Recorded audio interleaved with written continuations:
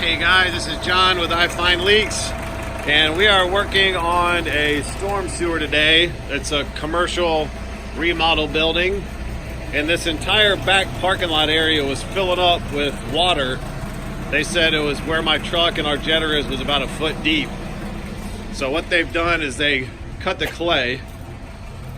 And I just wanted to show you some of the stuff that we've been pulling out of here. So a lot of cans.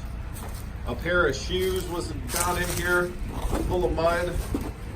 Looks like somebody's lunch container. Almost looks like ketchup bottles.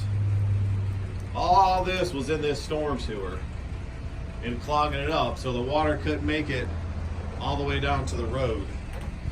So I've got my head in there and our jetter's remote control.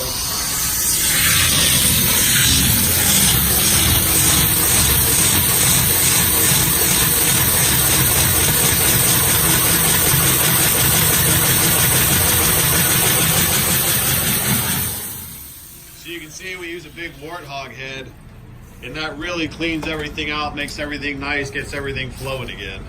Just want to take a video for you, show you all the stuff that was down in that storm sewer. Amazing what we find in pipes. If you need anything cleaned, give us a call. Thanks for watching.